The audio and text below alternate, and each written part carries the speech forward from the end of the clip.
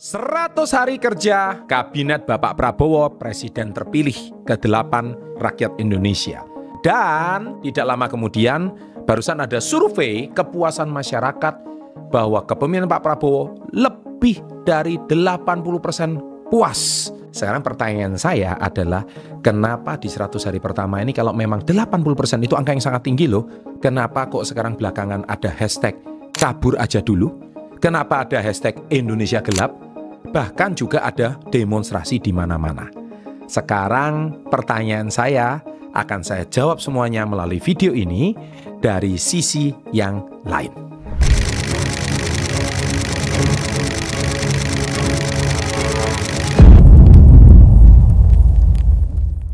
Sahabat entrepreneur, salam hebat luar biasa. Selamat datang kembali ke dalam video Success Before 30. Saya cukup salut dengan kepemimpinan Bapak Prabowo, tetapi seperti ada yang tidak puas ya dengan kepemimpinan beliau. Jadi terbukti ada hashtag Indonesia gelap yang viral, kemudian juga ada hashtag kabur aja dulu yang juga cukup viral.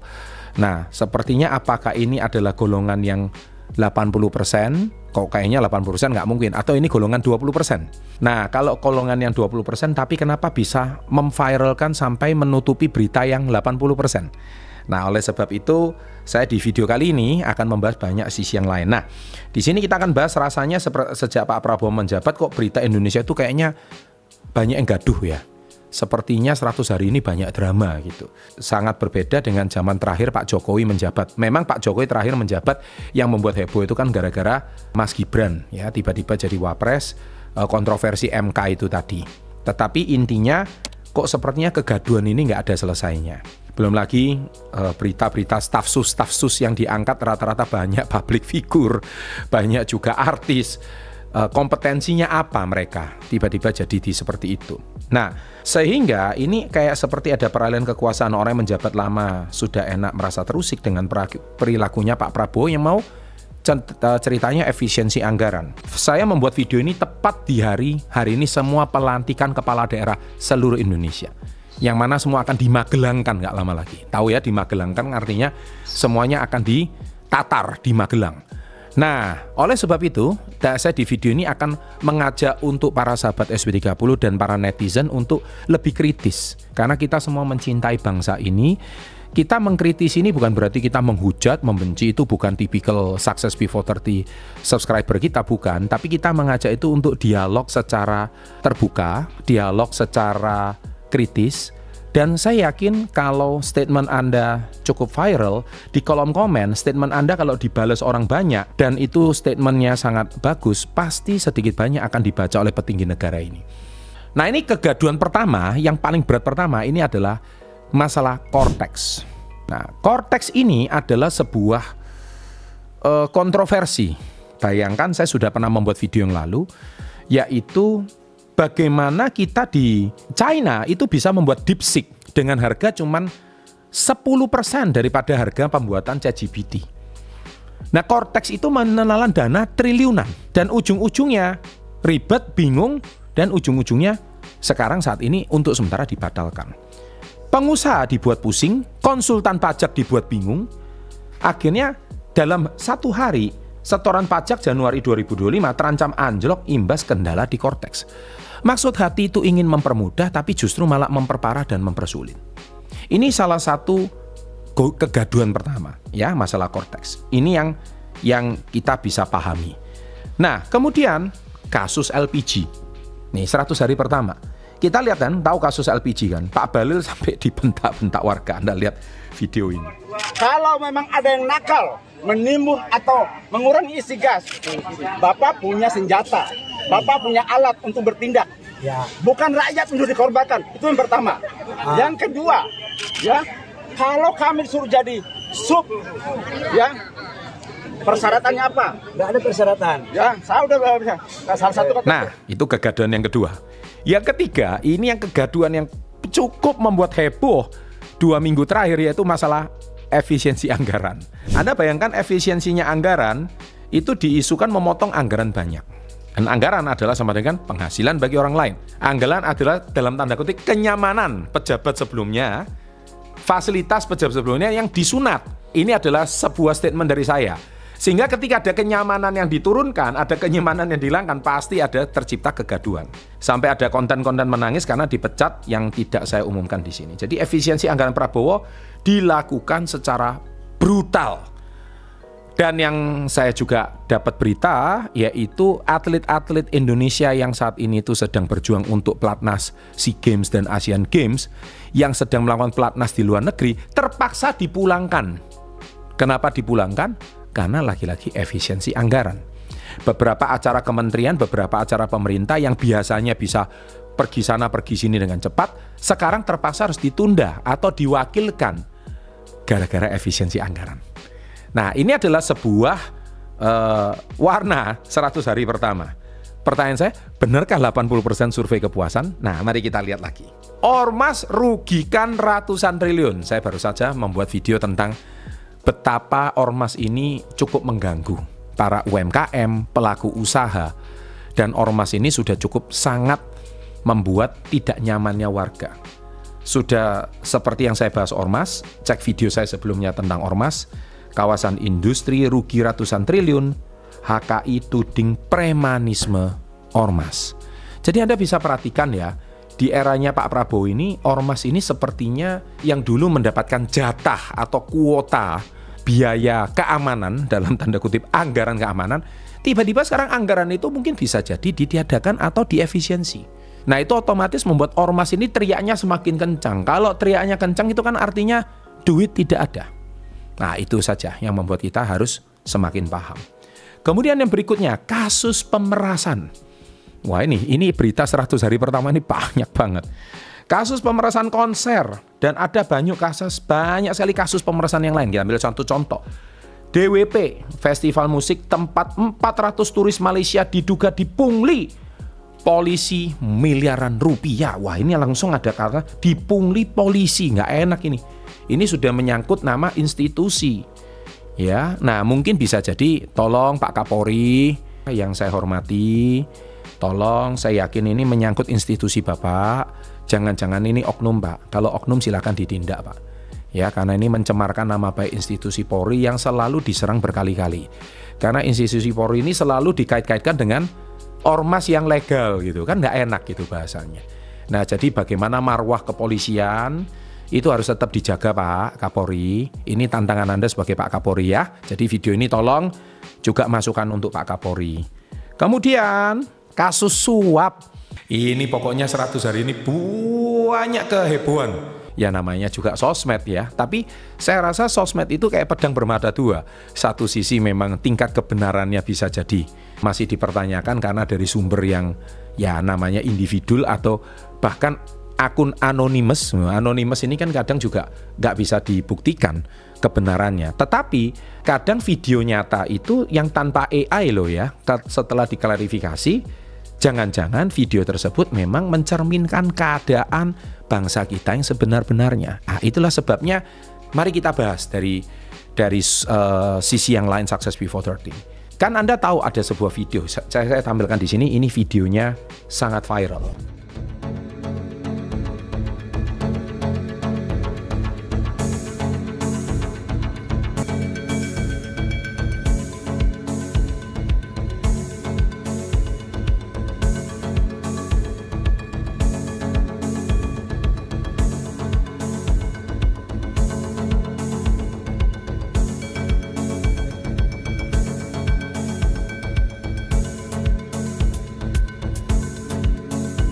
Video ini mencerminkan kan bagaimana seorang turis China itu dengan mudahnya melewati imigrasi dengan dia cuma menyelipkan uang Rp500.000 di dalam paspornya dan dia lewat dengan cepat, jalur cepat, tidak perlu antri.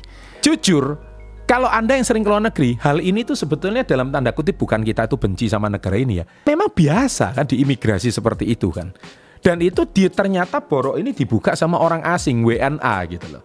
Dan ini yang sangat lucu, akhirnya dugaan motif turis China mengaku sogok 500.000 bakal dicekal seumur hidup dari Indonesia.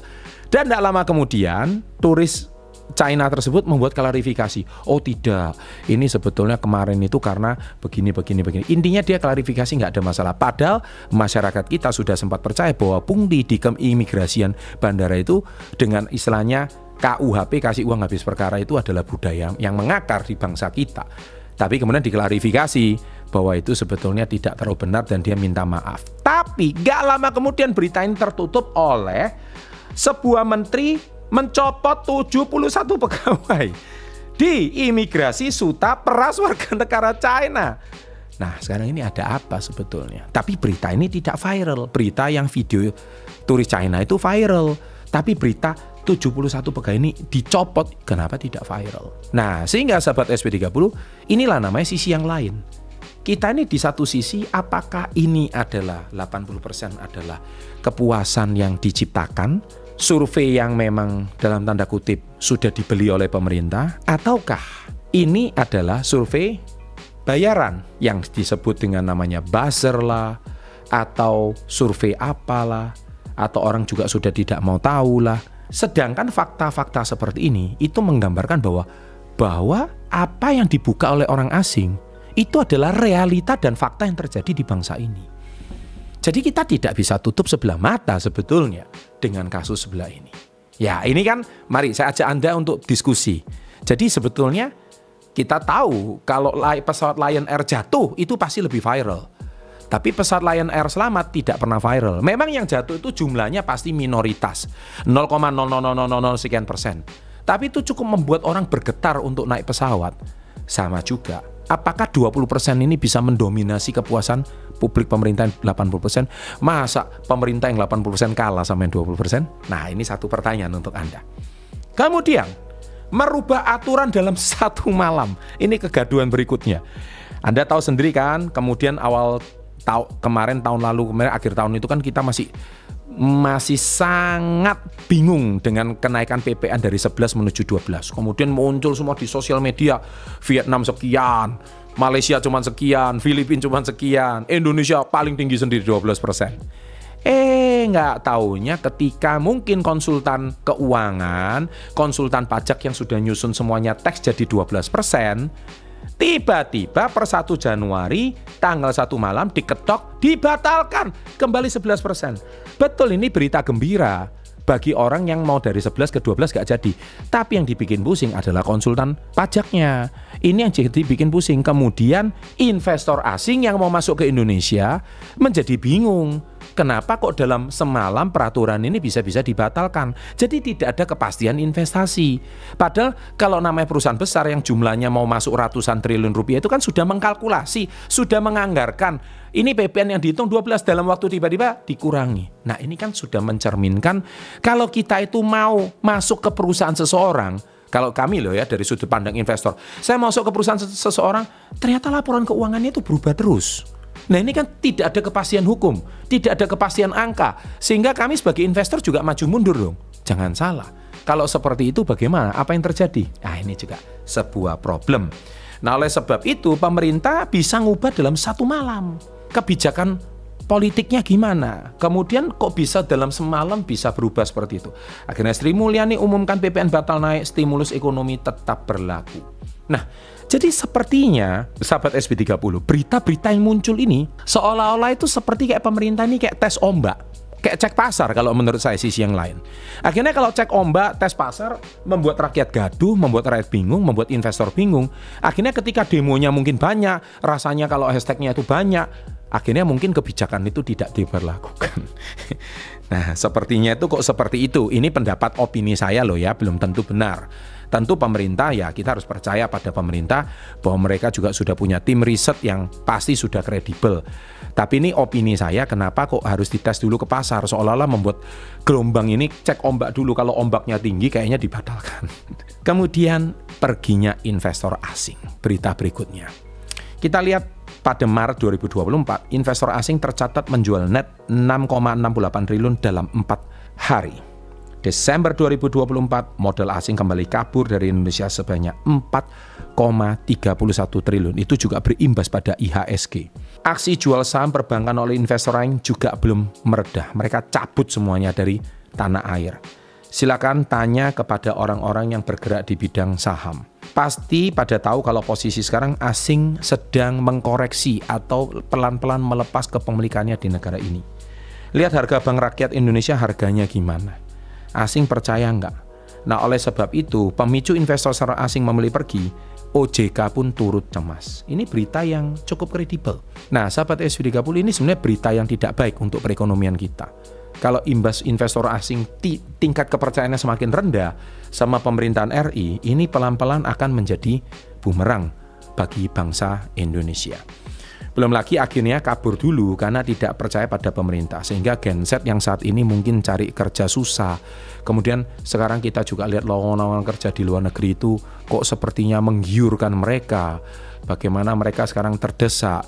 Bahkan sekarang jangankan generasi milenial yang sangat sulit membeli rumah saja di kota pusat, di kota besar itu sudah hampir nggak mungkin dengan gajinya mereka. Apalagi genset. Nah, jadi saya di video sisi yang lain ini saya bukan menyebarkan kebohongan. Saya juga tidak menyebarkan informasi-informasi yang melemahkan kepercayaan masyarakat pada pemerintah. Tapi saya lebih mengajak kritis, saya lebih mengajak level up. Saya lebih mengajak Anda itu untuk melevel up cara berpikir Anda. Jadi saya itu tidak semata-mata membuat video, membuat konten mengkritik pemerintah, ya tidak seperti itu. Tapi mengajak diskusi. Sudahkah kebijakan pemerintah ini benar? Dengan kita mengajak pemerintah berpikir kritis dan apalagi mungkin bisa jadi masukan kita itu benar, Anda kolom komen Anda nulis di kolom komen itu ya, Anda akan dicatat loh, Anda akan dilihat loh. Karena channel ini cukup disorot pemerintah, jadi komen Anda itu cukup diperhatikan loh sama pihak pemerintah. Sehingga kalau komen Anda memang kritikal membangun, nggak ada masalah, bukan kritik ngasal ngeritik, nggak ada data, nggak ada fakta, kemudian cuman murni opini Anda pribadi, itu jelas kayak angin kemarin sore. Tapi kalau Anda memang kritikannya benar-benar membangun, Anda juga tampilkan fakta di kolom komen, mari kita diskusi. Dan kemudian muncul kata-kata Indonesia gelap, pengamat makna di balik Indonesia gelap dan kabur aja dulu. Nah, tidak semua kasus ini akibat kabinetnya Bapak Prabowo. Ini kesimpulan kita. Mengapa? Tapi muncul semua di 100 hari kerjanya Bapak Prabowo. Nanti mungkin ini belum 200 hari, belum 300 hari, belum 500 hari. Ini 100 harinya muncul semua ini berita. Kritiknya banyak kasus seperti penisahan LPG, menunggu kasusnya viral dulu baru selesai. Saya jadi teringat kata-kata almarhum no viral no justice-nya Alvin Lim. Termasuk Cortex, kalau nggak teriak-teriak warganya nggak selesai juga. Jadi inilah yang disebut dengan apakah harus viral dulu baru diselesaikan? Apakah harus teriak dulu baru diselesaikan? Sekarang kita bicara kebijakannya nih, Bapak Presiden kita. Yang pertama, menerapkan kebijakan hapus tagih piutang 67.000 UMKM dengan total mencapai 2,4 triliun. Wah, ini angin segar bagi UMKM yang hutangnya macet. Jadi UMKM yang mungkin hutangnya macet 67.000 itu langsung dapat grasi gitu istilahnya ya. Langsung dapat gratifikasi seolah-olah dapat angin surga dari pemerintah, 67.000 UMKM dihapuskan. Yang kedua, penerapan PPN 12% hanya untuk barang mewah. Nah, ini adalah kebijakan dari Bapak Prabowo dan kabinetnya. Ketiga, memberikan insentif fiskal hampir 40T seperti diskon tarif listrik, bantuan pangan hingga PPN ditanggung pemerintah untuk properti dan kendaraan listrik. Nah, ini adalah semacam pemerintah menggalakkan properti dan kendaraan listrik ya, dan bantuan pangan karena kan program makan siang bergizi itu yang dicanangkan oleh Bapak Prabowo. Yang keempat, alokasi program makan bergizi gratis MBG senilai 71 triliun. Nah, otomatis kan ada pengalian anggaran.